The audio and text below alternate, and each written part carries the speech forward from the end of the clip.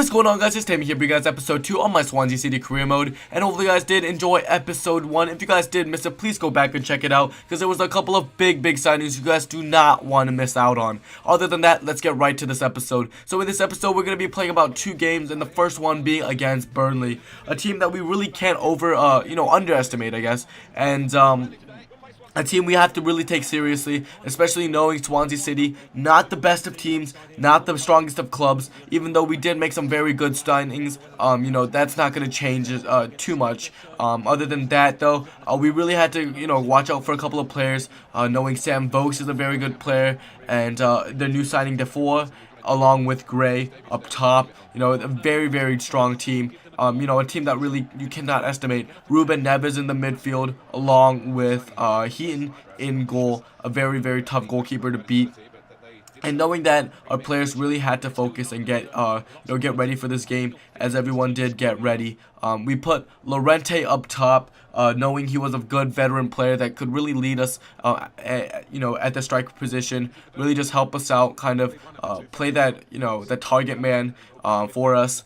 And along with that, we put Christian Pulisic. We gave him his first ever Premier League start, as I put him in instead of Narsing, because I thought Christian Pulisic would be, do a better job.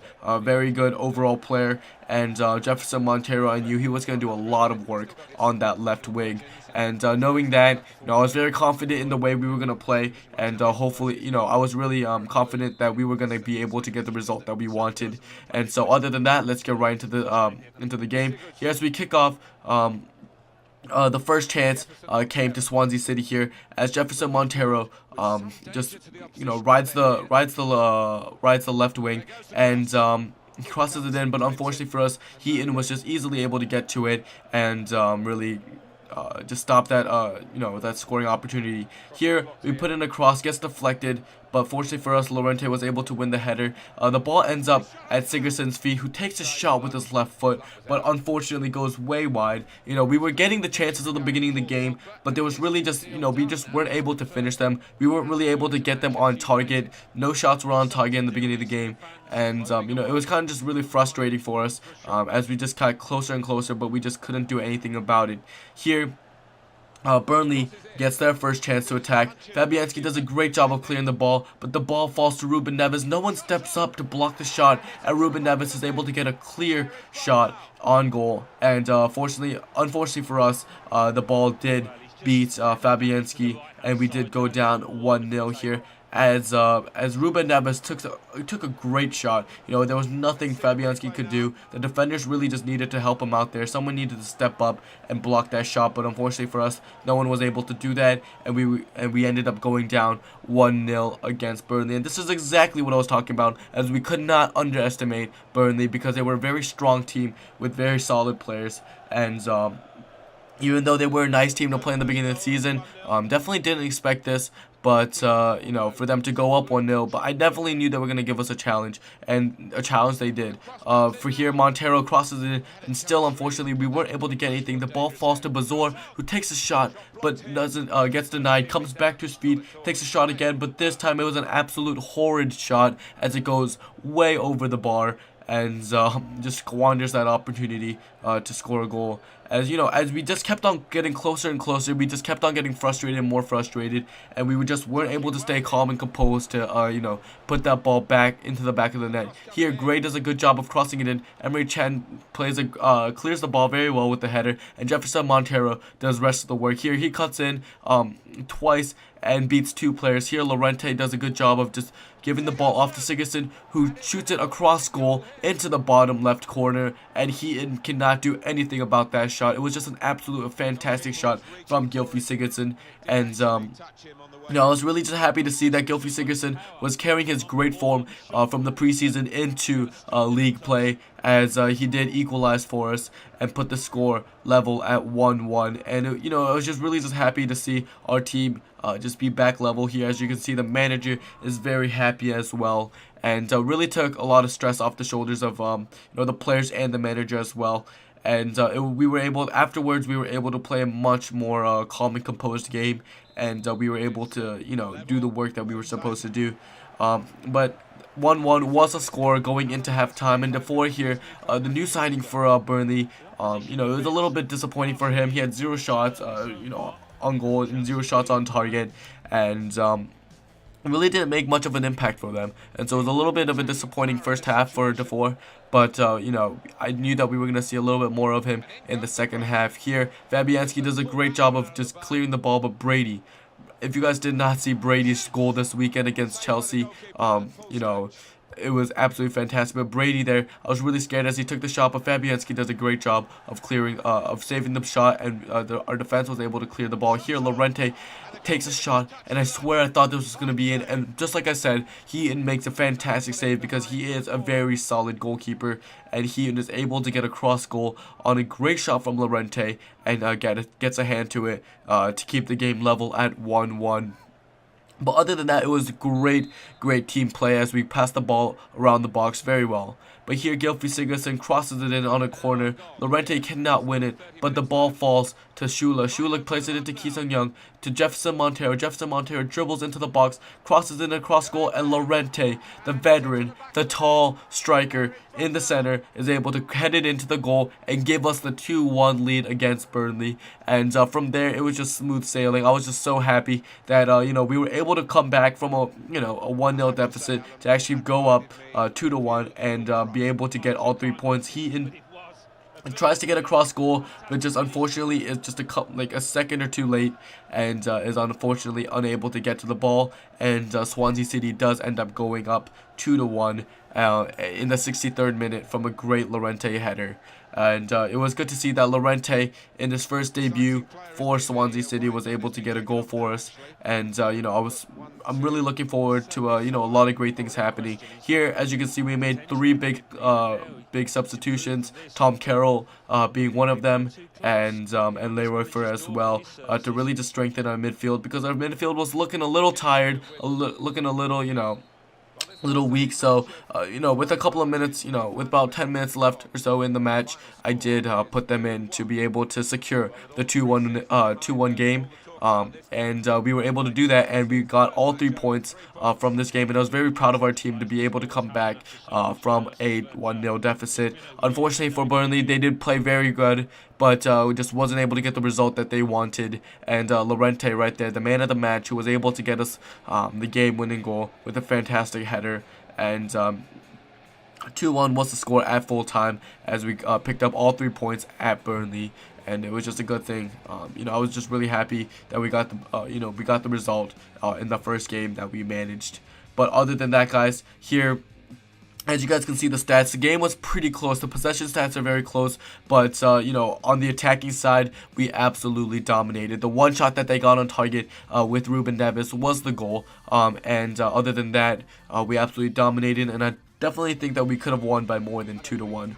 But other than that, guys, you guys did see there, we did end up selling one of our players, and he wasn't a big player, but we needed the money, and we did end up getting rid of him. Here, as we jump into the second game of the episode against Hull City, another good team, a team that we cannot underestimate once again, and a team I was very happy to play against, because in the beginning of the season, you don't want to be going up against the Manchester Uniteds, the Arsenals, Chelsea, and all those very big teams. We don't want to take we don't want to lose in the early stages and kind of bring down our morale. We want to play against teams that are evenly matched with us, and teams that we are we're capable to beat, to be able to build up the confidence, pick up a couple points, and really just put us in a decent place as we do go into play against those good teams. But here, as they huddle up and Hull City gets ready, Emre Can, a guy that I signed, as a center back.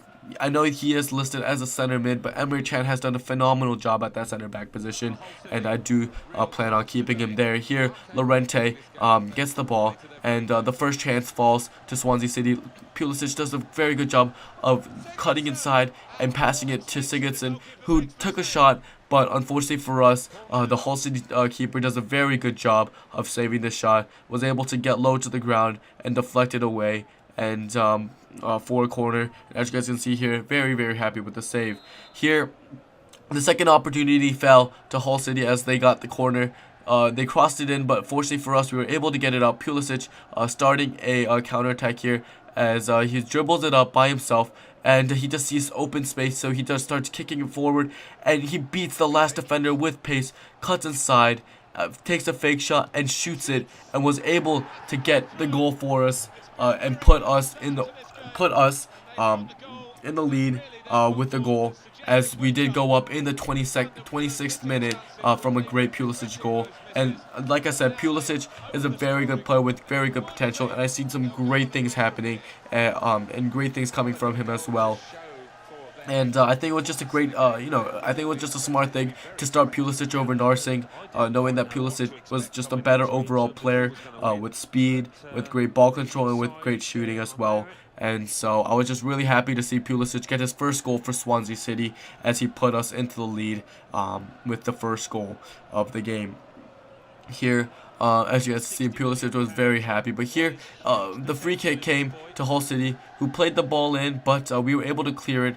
But unfortunately for us, Ki-Sung-Young lost the ball in the midfield. Markovic does a great job of getting past one player, plays a great 1-2 with Mason, but Markovic just unable to finish there, and it was just a little disappointing there for Hull City fans and the Hull City players as well. Here, they play a great 1-2, and you would expect Markovic to go far post, but he tries to go near post and absolutely shanks the ball as it goes way wide of the goal, and really just squanders a great scoring opportunity. Here we were given a free kick almost right before halftime, and Sigurdsson did line up to take it. With his great form, I thought he'd be doing a good job on free kicks as well, but as he takes it, he just absolutely skies it over the goal, nowhere near on target. It was a little disappointing, but that was how the half did end, as we went to have 1-0 from 1-0 up from the Pulisic goal. And he's just a great player overall, and I just can't wait to see him do just bigger things for us in the bigger stages as well. But here, as you guys see, we did go into halftime 1-0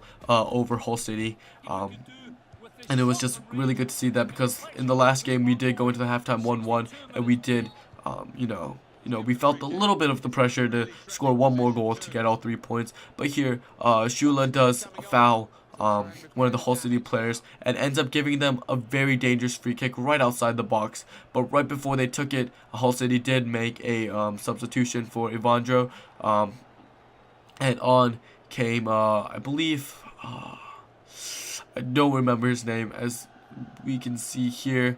But I don't remember his name, and I don't think I can even pronounce it in the first place anyway. And so that was the case here. But here, as Hull City lined up for the free kick, El Mohammadi, a very good free kick taker, as he takes it and it goes right over the crossbar, and I was very, very scared, and it was really relieving as he did, when it went over the goal. It was really just relieving, because I thought that was going in, and as you can see, it was very, very close. I was surprised Fabianski didn't even dive at all, because I thought it was really close, and I thought it was going to be, on target. But here, Jefferson Montero does a great job weaving through players like he always does, and passes the ball off to Vendel. Vendel makes a great turn, takes a shot, but once again, the Hull City goalkeeper makes a phenomenal save and keeps the game close at 1-0. And the ball was bouncing, the ball had pace, but unfortunately for us, we weren't able to put it into the back of the net. But here, Hull City makes their second substitution as Mason comes off and Meyer does come on to replace him in the 74th minute, to make an impact, to make, to see if he can equalize the game for them. But unfortunately for them, they weren't able to do much, and 1-0 was the way that the game did end. And it was just really good to see Swansea City pick up all 3 points once again, and go undefeated, 2-0 so far, and hopefully we can keep the streak going. But Pulisic, once again, the man of the match, as he did score the game winner in the 26th minute. And, I expect big things from him as well. He didn't come for a heavy price tag. He came for what? I think we traded one player, and we also paid about $5 million for him, which wasn't actually too bad for a great young talent like him. And other than that, here, as you guys can see, I was looking through the scouting reports of all the young players, and from England there was absolutely no good players. Here, we got one good player from Spain, and other than that, the rest weren't so good. But last, but not least was the German players, and there was actually a couple of very good German players that I was looking at, and but unfortunately for them as well, their overalls was, their potential wasn't so good. But other than that, guys, hopefully you guys did enjoy this episode, and if you guys did, please drop a like, and if you haven't subscribed, please go do that, and it would, it's muchly appreciated. It really motivates me to do more as I do make my comeback onto YouTube. So please do subscribe. Thank you, and I'll see you guys later. Peace out.